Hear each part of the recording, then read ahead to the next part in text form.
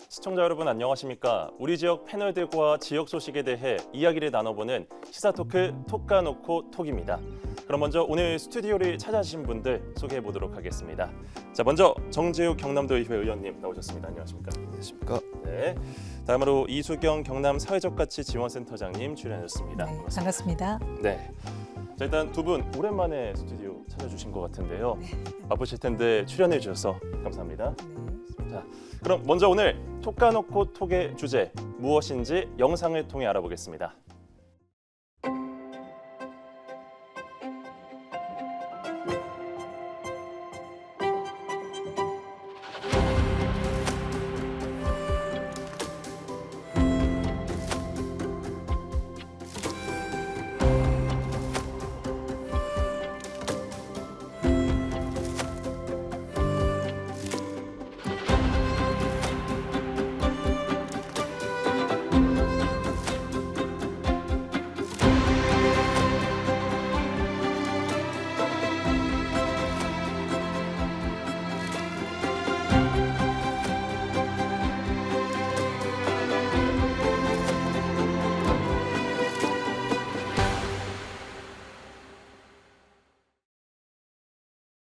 대한민국 인구가 급감하면서 우리 사회 곳곳에선 벌써부터 여러 징후들이 보이고 있습니다.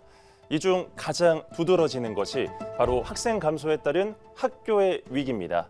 초등학교부터 시작해 중학교, 고등학교, 그리고 대학교까지 이런 현상은 연쇄적으로 나타나는데요. 수십 년 역사와 규모와는 상관없이 이미 폐교가 됐거나 폐교가 논의되는 곳이 상당히 많습니다. 오늘 톡까놓고 톡에서는 우리 지역 학교가 직면한 현실은 어떤지 또 이에 따른 우려와 대책에 대해 이야기를 나눠보겠습니다. 자, 의원님, 먼저 의원님께서는 지금 경남도의회 교육위원회에서 활동하고 계시는데 우리 지역 초중고교 폐교 현황 어떻습니까? 네, 저출산 고령화, 즉 인구 소멸 시대에 직면하게 된 안타까운 사태 중에 하나인 것 같습니다. 예. 2024년 5월 현재 우리 경남교육청 관내 폐교는 총 586개가 있습니다. 지역적으로 살펴보면 섬이 많은 통영이 58개로 가장 많았고요. 면적이 넓은 진주 합천이 그 뒤를 잇고 있었습니다. 네. 또한 전체 폐교의 63% 정도인 366개가 매각되었는데 매각된 폐교들은 주로 주민 복리시설이나 소득 증대 시설 그리고 교육용 시설 등 공익적 시설로 활용되고 있었고요. 미활용 폐교들의 경우 현재 도교육청과 해당 교육지원청에서 관리하고 있으면서 다양한 방법으로 활용 방안을 모색하고 있는 것으로 알고 있습니다. 예, 자, 센터장님, 이러한 인구 감소에 따른 학교의 위기 역시 학령 인구의 감소가 가장 큰 원인에 차지할까요? 네, 지금 이 문제가 단순히 경남의 문제만은 아니고요. 네. 대한민국 자체가 저출산과 고령화라는 두 가지 인구 구조 변화를 겪고 있는 상황입니다. 예. 매년 입학철이 다가오면 저출산에 따른 학령 인구 감소 추세가 이제 주목을 받아요. 그러다가 또 특정 시기 그 시기가 지나고 나면 저출산에 대한 정책이라든지 또는 고령화에 대한 정책에 대한 그 논의들이 아무래도 고령화 쪽에 더 포커스가 맞춰지고 네. 그 학령 인구 감소에 대한 문제들은 조금 이슈가 덜 되는 것 같습니다. 이 이유는 아마도 학령 인구 감소에 대한 부분이 교육기관의 업무라고 생각을 해서가 아닌가 싶고요. 지난 13일 윤석열 대통령이 대통령실에 저출생 수석 비서관실을 설치하라는 지시를 했다는 보도가 있었어요. 네. 이런 상황 같은 경우에는 이제 근거들이 최근 나온 통계를 보면 단순하게 감소가 되는 게 아니라 급감을 했다라는 표현이 맞다 싶을 정도로 지금 학령 인구 감소가 심각한 상황이고요. 그나마 이제 경남의 학령 인구 감소는 다른 지역에 비해서 다른 광역 지자체에 비해서는 좀 낮긴 한 편입니다. 예. 근데 이제 경남도교육청에서 2020년 1월 그 제정된 경상남도 작은 학교 지원에 관련한 조례로 이제 그 근거로 해서 다양한 지원 사업과 다양한 노력들을 하고 있지만 이제 근본적으로는 학생이 없기 때문에 뭔가 대처하는데 굉장한 어려움을 겪고 있는 것으로 알고 있습니다. 네, 그렇군요. 자, 의원님, 물론 전체적인 인구 감소가 가장 직접적인 원인이기는 할 텐데요. 특히나 구도심 농어촌 학교가 좀 심각하다고 들었습니다. 맞습니까? 네, 그렇습니다. 우리 센터님 말씀해 주셨듯이 농어촌 지역의 학령 인구 감소를 네. 직접적으로 알 수 있는 것이 바로 20명 이하의 소규모 학교 현황입니다. 2023년 기준으로 경남에는 총 77개의 소규모 학교가 있었는데요. 초등학교가 59개교, 중학교가 15개교, 고등학교가 3개교가 있었습니다. 예. 지역적으로 합천이 10개교, 의령, 통영이 9개교, 하동, 밀양이 6개교 등의 순서로 소규모 학교가 많은 것으로 확인이 되었습니다. 구도심의 경우 주로 아파트가 없는 단독 주택이 밀접한 지역의 학교들이 감소가 눈에 띄었었는데요. 2007년과 2022년의 진주 지역 초등학교의 재학생을 살펴보면은 지난 15년 동안 동진 초등학교가 1,671명에서 357명으로 무려 1,314명이나 줄어들어서 가장 많은 학생이 감소한 것으로 확인되었습니다. 그 밖에도 배영초가 1,252명, 신진초가 1,201명, 금성초가 1,098명 등이 1,000명 이상의 학생 수 감소를 보였습니다. 예. 이에 비해서 신도시 지역인 평고동의 수정초라든지 초전동 장제초, 혁신도시 내 충무공초 등은 신있을 시점 대비를 해서 500여 명의 학생이 평균적으로 증가해서 또 초과밀학급의 모습을 보이면서 크게 대조적인 상황입니다. 오히려 이 신도시민 혁신도시 아니면 평거동 이쪽 지역은 오히려 증가를 했다. 네.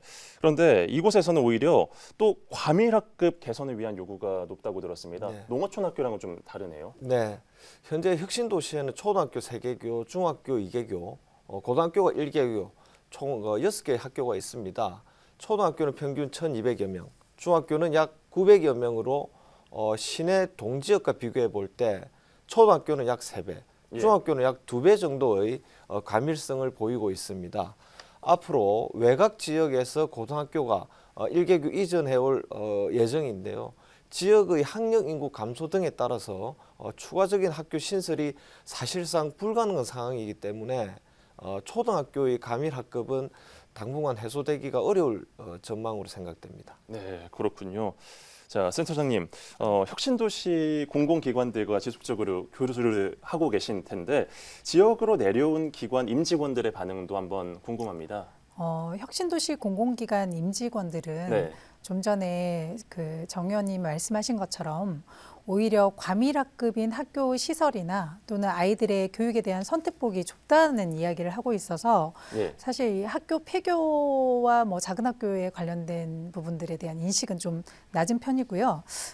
그래서 이제 또 예를 들자면 뭐 좀 전에 말씀하신 충무공동, 그다음에 예. 초전동, 가오동, 평고동 같은 경우에는 과밀학급 해소를 위해서 임금 면단위 소규모 학교에 그러니까 학생 수 뭐 60명 이하, 100명 이하의 작은 학교들에 통학할 수 있도록 광역 통학 구역 제도라는 걸 실시를 하고 있어요. 네. 그래서 그 지역에 살고 계신 분들이 그런 이제 면 단위의 작은 학교로 아이들을 통학하게 하시는 분들도 많이 있고요. 뭐 저도 그 중에 한 학부모입니다. 네. 실제 근데 이런 정보를 알고 있는 학부모들이 그렇게 많지 않아요. 그러니까 작은 학교 지원 같은 경우는 교육 격차 해소나 또는 학생 중심 교육 과정 운영으로 작은 학교의 어떤 교육 경쟁력을 키우는, 강화하는 것에 이제 집중을 해서 뭔가 역할을 하고는 있는데 그 현실, 그러니까 그런 현황들을 학부모들이 잘 알지 못하기 때문에 과밀학급에 대한 어떤 학교 증축 문제나 이런 것들에 네. 대한 요구를 하지 그런 학교들로 작은 학교들로 아이들을 보낼 생각은 아직 못하고 있다는 게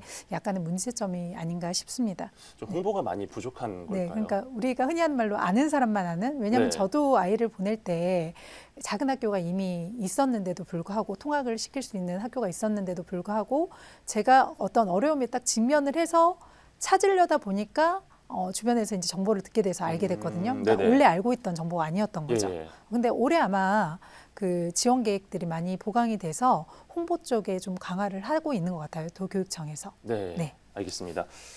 아까 이야기한 대로 구도심과 농어촌 학교들은 어쩔 수 없이 학생이 없어서 네. 폐교를 하는 경우가 많습니다. 그런데 오랜 기간 동안 이 지역민들과 함께했던 학교가 사라지는 것에 대해 구성원이나 동문들의 반발도 거셀 것 같은데 맞습니까? 네, 그렇죠. 제가 예전에 그 사천에 그 모 학교 폐교 부지 이제 활성화 방안 때문에 방문한 적이 있었는데요. 그게 벌써 한 10년 전인데 그때도 그 마을 주민들이 뭐라고 하셨냐면 이 학교는 단순히 교육기관이나 예. 어떤 그 정부의 지자체의 소유가 아니다. 왜냐하면 예전에 그 학교를 만들기 위해서 그 마을에 살던 사람들이 다 십시일반 뭐 땅을 내놓거나 아니면 그 금전적으로 네. 뭐 부담을 해서 학교를 만들었는데 이걸 왜 마음대로 없애냐 뭐 이런 이야기들이 있었거든요. 여러 지역의 학생 수 뭐 30명 이하 정도 되는 이제 폐교 위험에 놓인 학교들이죠. 이제 그런 학교의 학부모나 선생님들 이야기를 들어보면 폐교가 안 되는 이유 중에 하나는 동문들이 이제 폐교를 반대를 하고 예. 그러면서 더불어서 그냥 반대만 하는 게 아니라 지원을 하시는 거예요. 장학금 같은 형식으로. 그러다 보니까 이제 폐교가 좀 이렇게 안 되고 지연되는 부분이 있고 또 그 동문들 입장에서 보면 본인이 다녔던 학교가 예. 통합되고 이제 숫자가 줄어들어서 통합돼서 이름이 없어지는 것도 솔직히 속상한데 예. 그런 흔적조차 그 장소 자체가 학교로서의 기능을 잃게 되는 것들을 당연히 동문들이 좋아할 그렇죠. 일 없죠. 네. 그래서 그런 폐교가 될 위기에 놓인 학교들이 동문들의 힘으로 다시 이렇게 좀 소생되는 곳들도 여러 곳 있다라고 제가 알고 있습니다. 네. 네. 뭐 사실 지역 학교의 경우 그 규모와는 관계없이 지역에 미치는 영향, 아까 말씀해 주신 대로 지원을 열심히 해주실 것 같아요, 주민들이. 센터장님은 좀 어떻게 생각을 하실까요? 일단은 한번 시청자 여러분도 생각을 해보시면 좋을 것 같아요. 네. 내가 만약에 아이를 양육하는데 내가 살고 있는 마을에 학교가 없다? 근데 뭐 그러면 그 시청자 여러분들은 어떠실지. 네. 왜냐하면 중학교를 다닐 아이들이라면 어느 정도 성장한 때잖아요. 그래서 좀 장거리 통학도 가능합니다. 근데 초등학교가 그 마을에 없으면 내가 출산 계획이 있거나 또는 어린 자녀를 양육하고 있다면 그 마을에 거주하겠다는 마음 자체를 갖지 않겠죠. 예. 그리고 그 마음이 없는 사람인데 그 학교가 없는데 거기로 이사 갈 일은 더 없겠죠. 그렇죠. 네, 그러면 학교가 없어지면 그 시기에 자녀를 양육하는 부모 입장에서는 학교가 있는 곳으로 거주지를 옮기게 될 거예요. 그러면 농어촌 지역에 원래 거주했던 사람들이 학교가 없어지면서 도심으로 이주를 하게 될 거고 예. 그렇게 되면 농어촌에 남는 분들은 결국 어르신들 고령화가 되겠죠. 네. 그럼 고령화가 되면 점점 그분들이 이제 돌아가시고 나면 그 지역이 소멸 그러네요. 위기가 되는 거잖아요. 그러니까 이게 단순히 학교가 없어지는 게 아니라 지역 소멸 위기를 가중하는 부분이기도 합니다. 그래서 아이들이 자라서 어떤 역할을 해서가 아니라 네. 아이들 존재 자체가 우리의 미래라고 방금 그 설명드린 내용을 보면 우리의 미래라고 할 수 있기 때문에 단순히 학교의 문제가 아닌 지역의 다양한 어떤 사회적인 문제를 예. 동반하는 거기 때문에 지역 주민과 지역 사회 그리고 교육기관이 다 같이 협업으로 뭔가를 문제를 해결하는 노력이 필요할 것 같아요. 네. 네. 이게 지역 소멸 문제도 같이 겹쳐 있는 그렇죠. 거네요. 네. 자, 의원님, 그리고 이렇게 문을 닫은 학교 건물과 부지도 어떻게든 활용이 돼야 될 텐데 네. 어떤 식으로 운영이 되고 있을까요? 폐교는 현재 저희들 폐교 재산 활용 촉진을 위한 특별법에 적용을 받아서 교육용 시설이라든지 사회복지 시설, 주민 소득 증대 시설 등의 공익적 목적으로 활용되고 있습니다. 따라서 폐교 재산은 크게 매각, 임대, 교육청 보유 등으로 구분해서 관리를 하고 있는데요. 모두에 말씀드린 바와 같이 2023년 기준 경남의 폐교는 총 586개로 이 중 매각이 366개 교로 파악되고 있습니다. 폐교 재산의 경우에는 보통 그 지역 주민들의 피와 땀으로 형성된 재산도 많기 때문에 원칙적으로 해당 폐교가 있는 지역 주민들의 의사가 최우선적으로 고려되고 공익적 목적으로 활용하기 위해서 노력하고 있고요. 앞으로도 지역민과 함께 활용 가능한 복합시설 형태로 통폐합이 원활하게 이루어져야 한다고 생각합니다. 활용되는 거는 전 좋다고 생각이 들어요. 그런데 또 학생 수가 부족해서 그 지역 학교가 문을 닫잖아요. 저는 그러면 그 학생들이 먼 곳으로 통학을 해야 되니까 어떻게 통학을 해야 되나 그 문제도 같이 있을 것 같아요. 네, 그렇습니다. 이에 통학버스 지원이라든지 통합형 기숙학교의 경우 학생들이 기숙사에서 우선적으로 배정받을 수 있게 배려를 하고 있습니다. 현재 혁신도시 내 대곡중학교의 경우에도 원래 대곡면 지역에 있었던 학교지 않습니까? 예. 이러한 예에 따라서 대곡면 거주 중학생들의 경우에는 통학버스 등의 편의를 제공하고 있는 것으로 알고 있습니다. 네, 그렇군요. 센터장님, 그런데 이 수년 전부터 도심과 그렇게 멀지 않은 몇몇 농어촌 지역 학교들이 인기를 모으고 있다고 하는데 네. 광역통합구역에 속한 학교들이죠. 네. 장점들이 좀 뭐가 있을까요? 일단은 과대 과밀학교 등의 통합구역 내 거주 학생들이 주소를 이전하지 않고 네. 인접의 작은 학교로 전입학할 수 있도록 하는 게 바로 그 광역 통합구역 제도인데요. 우선 통합버스가 지원이 돼요. 그래서 등하교 시간이 한 버스 이용하면 20분 정도? 뭐 이 정도 지금 소요 시간이 돼서 그렇게 길지 않습니다. 생각보다.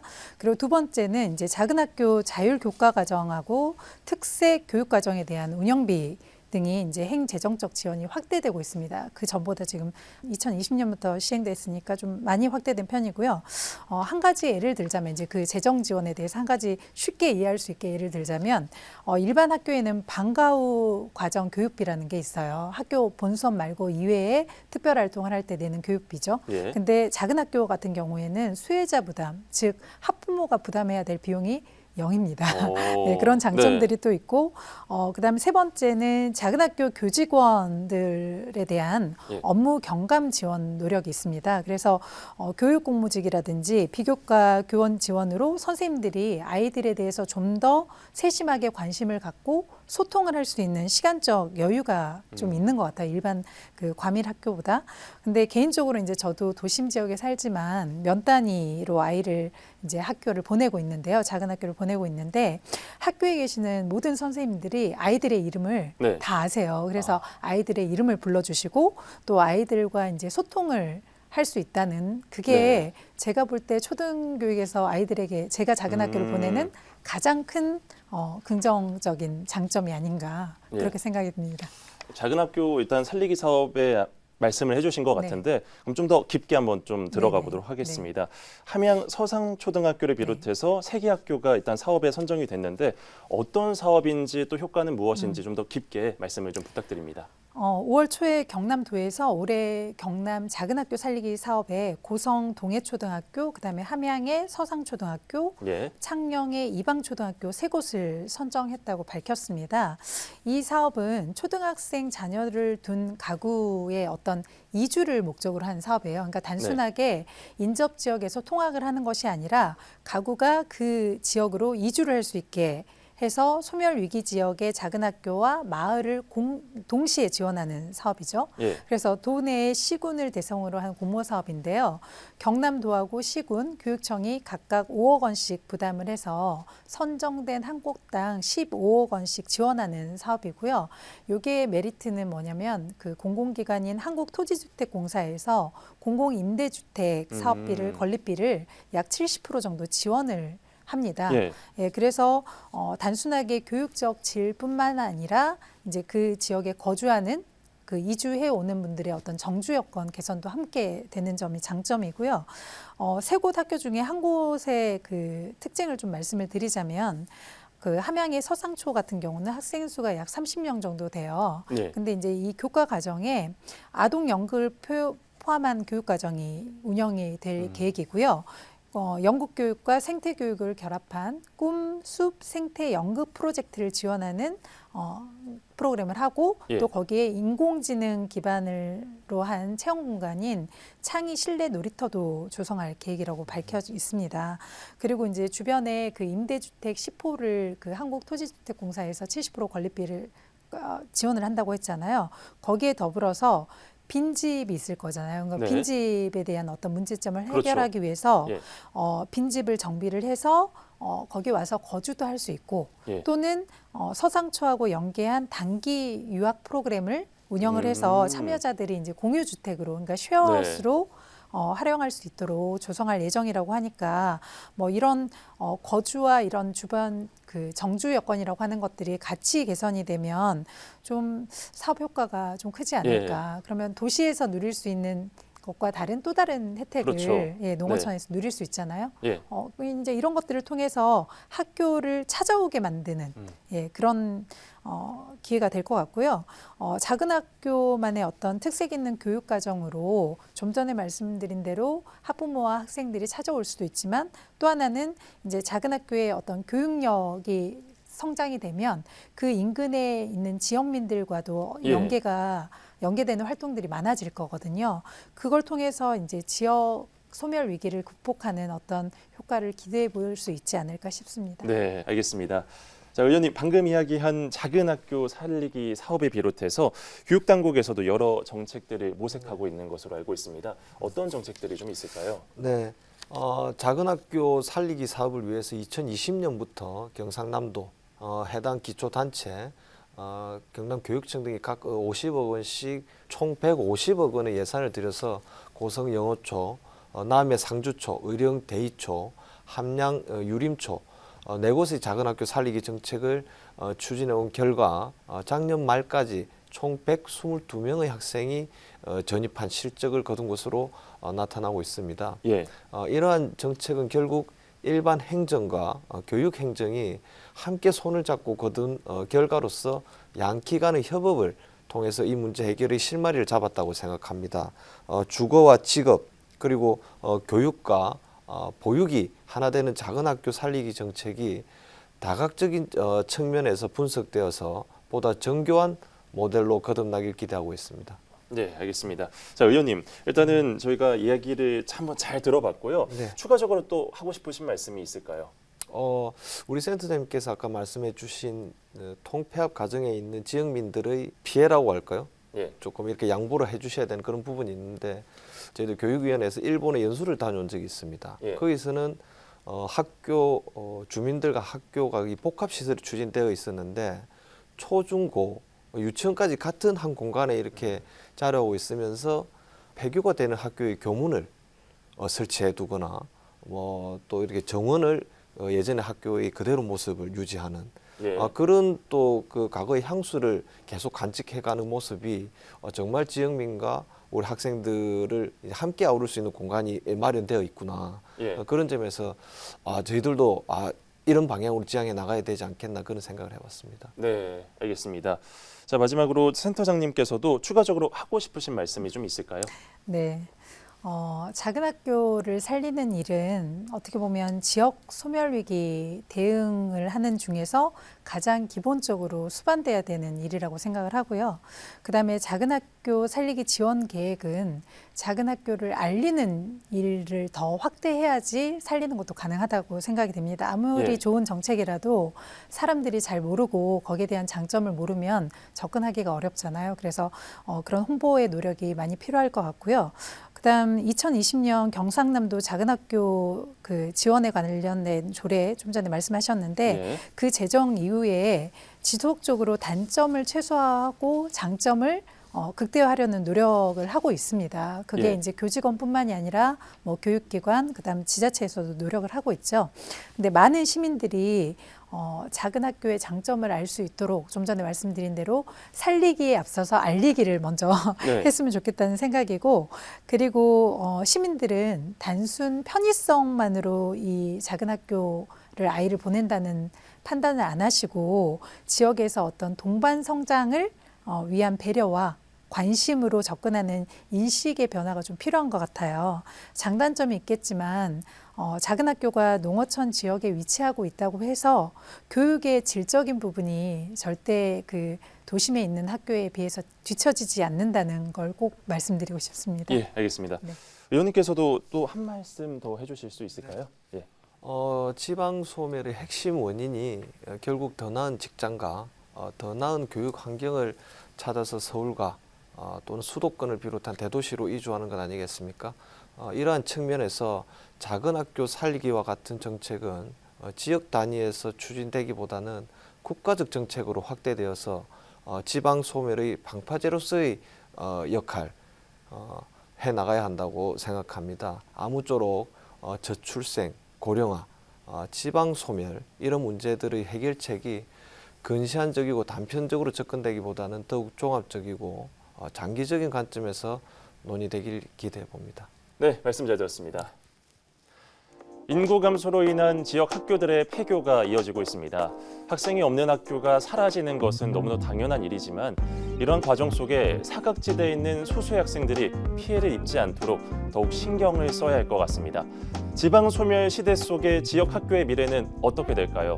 교육의 본질적인 가치를 되새기고 아이들이 행복하게 배울 수 있는 학교를 만들기 위한 중장기적인 대책 또한 논의가 필요해 보입니다. 톡과 놓고 톡, 저희는 다음 시간에 또 다른 지역 이슈와 함께 돌아오겠습니다. 시청해주신 여러분 고맙습니다.